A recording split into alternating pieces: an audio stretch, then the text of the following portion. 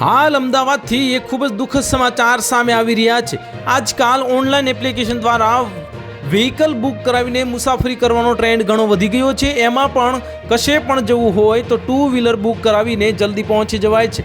એટલે ઘણા લોકો online application two wheeler book કરાવતા હોય છે। ત્યારે હવે અમદાવાદના રિક્ષા ચાલકોએ એપ્લિકેશનથી ચાલતા ખાનગી ટુ વ્હીલરથી મુસાફરોને લઈ જવાનો વિરોધ કર્યો છે।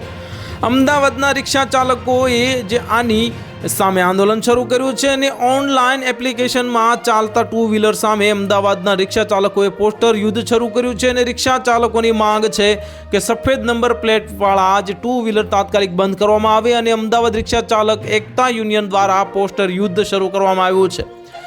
આરટીઓની મિટિંગમાં જે યોગ્ય પ્રતિસાદ ન મળતા આજથી પોસ્ટર યુદ્ધ શરૂ કરવામાં આવ્યું છે અને રિક્ષા ચાલકોએ રિક્ષા ઉપર પોસ્ટર લગાવી પોતાનો વિરોધ નોંધાવ્યો છે અને અમદાવાદ રિક્ષા ચાલક એકતા યુનિયનનું કહેવું છે કે સફેદ નંબર પ્લેટવાળા ટુ વ્હીલર બંધ કરવા માટે છેલ્લા 2 વર્ષથી સતત રજૂઆત કરી રહી છે અને આવા વાહન ચાલુ રહેતા રિક્ષા ચાલકોની રોજીરોટી બચાવવા માટે આજથી આંદોલન શરૂ કરવામાં આવી છે।